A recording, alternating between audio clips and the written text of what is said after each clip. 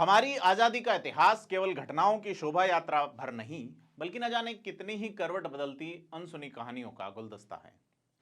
इस महादेश की आजादी की गाथा को लेखकों और इतिहासकारों ने अपनी कलम से तो उकेरा ही है, लेकिन उसे रोचक तरीके से जीवंत तो एक फोटोग्राफर ही बना सकता है।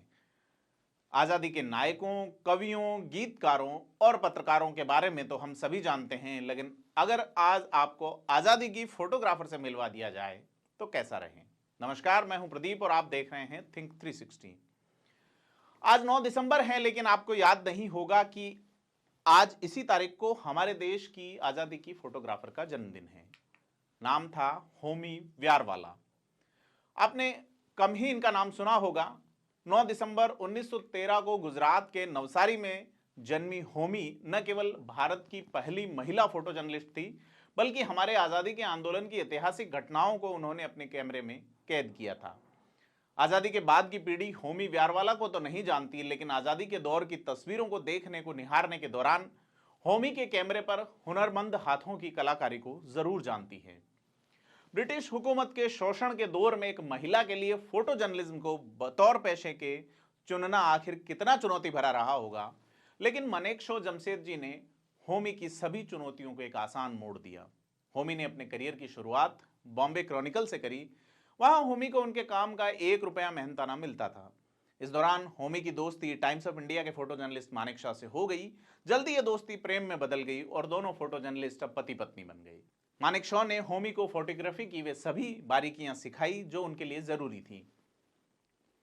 शादी के बाद होमी का अगला मुकाम दिल्ली था। यहां उन्होंने ब्रिटिश सूचना सेवा में नौकरी ज्वाइन कर ली। इसी दौरान भारत छोड़ो आंदोलन ने तेजी पकड़ी और होमी ने उस आंदोलन के नेताओं की बेहतरीन तस्वीरें खींची कि वे राष्ट्रीय स्तर पर चर्चित हो गई। उन दिनों होमी की उन तस्वीरों को डालडा 13 के नाम से जाना जाता था। इस नाम के पीछे भी एक दिलचस्प कहानी है। होमी का जन्म साल 1913 में हुआ था।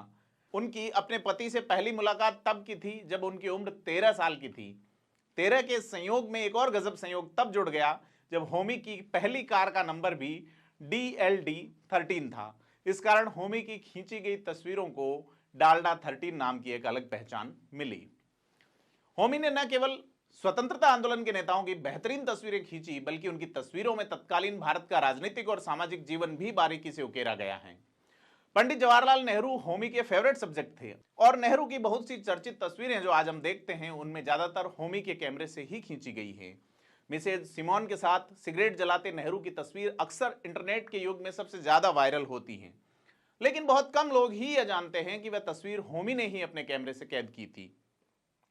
लाल किले पर आजादी का तिरंगा फहराते पंडित नेहरू, लाल किले से प्रस्थान करते लॉर्ड माउंटबेटन, गणतंत्र दिवस की पहली ऐतिहासिक परेड से लेकर गांधी, नेहरू, शास्त्री के अंतिम संस्कार की सभी तस्वीरें होमी ने ही अपने कैमरे में कैद की, जिन्हें आज की नई पीढ़ी गूगल पर सर्च करने पर आने वाले परिणामों में देखती है। ब्रिटेन की महारानी एलिजाबेथ जब 1961 में भारत दौरे पर आई तो महारानी की होमी के कैमरे से खींची गई तस्वीरें ही सबसे ज्यादा लोकप्रिय हुई।